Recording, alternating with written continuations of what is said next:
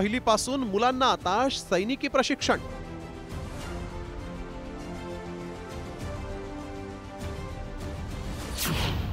पहिल्या वर्गापासूनच देशप्रेमाचे धडे अनिवार्य।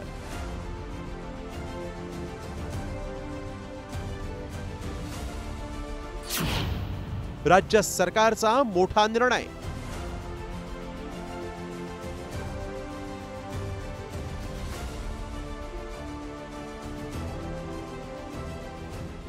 राज्य सरकार शिक्षण क्षेत्रात आमूलाग्र बदल आणण्यासाठी प्रयत्नशील आहे। परीक्षा पद्धतीत बदल केले जात आहेत आणि याच पार्श्वभूमीवर आता शाळांमध्ये देशप्रेमाचे धडे अनिवार्य असणार आहेत। विद्यार्थ्यांमध्ये राष्ट्रभक्तीची जाणीव निर्माण व्हावी, नेशन फर्स्ट हा विचार रुजवण्याच्या उद्देशाने इयत्ता पहिलीपासूनच सैनिकी शिक्षणाचे प्राथमिक स्तरावरील प्रशिक्षण विद्यार्थ्यांना दिले जाणार असल्याची घोषणा शालेय शिक्षण मंत्री दादा भुसेंनी केली आहे।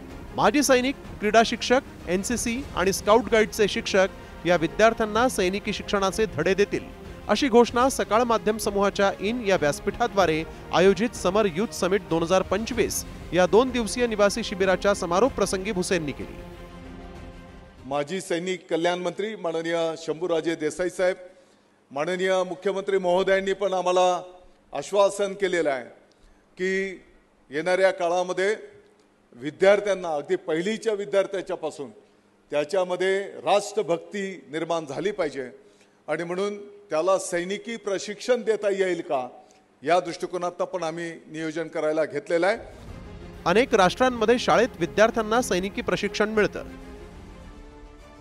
चीनमध्ये प्रत्येक विद्यार्थी लष्करी प्रशिक्षण घेतो आणि प्रत्येक चीनी मुलाला मूलभूत लष्करी प्रशिक्षण मिळतंच।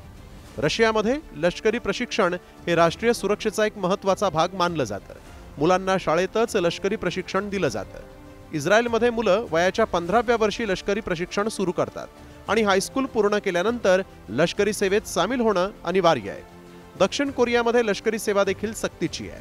शाळांमध्ये लष्करी अधिकाऱ्यांकडून करिअर मार्गदर्शन आणि राष्ट्रीय संरक्षण या विषयावर व्याख्यानं दिली जातात। काही शाळांमध्ये विशेषतः ज्या भागात लष्करी संस्कृती मजबूत आहे तिथं लष्करी शिस्त आणि शारीरिक प्रशिक्षण यावर भर दिला जातो। महाराष्ट्रामध्ये 38 सैनिकी शाळा आहेत। आता सगळ्याच प्राथमिक शाळेमध्ये सैनिकी प्रशिक्षण मिळणार असल्यानं साहस, कणखरता आणि देशप्रेम निर्माण होण्यासाठी ते पूरक ठरणार आहे। ज्या देशाची मुलं सुदृढ आणि शूर असतात तो देश बलवान असतो, त्या राष्ट्राचं भवितव्य उज्ज्वल असतं, यात अजिबात शंका नाही। ब्युरो रिपोर्ट, साम टीव्ही मराठी। तर वळूया पुढील महत्त्वाच्या बातमीकडे। नीट पीजी परीक्षा पुढे ढकलण्यात आलेली आहे। 15 जूनला ही परीक्षा होणार होती, ती आता होणार नाहीये। नवी तारीख लवकरच जाहीर होईल अशी माहिती समोर आली आहे। नीट पीजीची परीक्षा जी आहे ती पुढे ढकलण्यात आलेली आहे।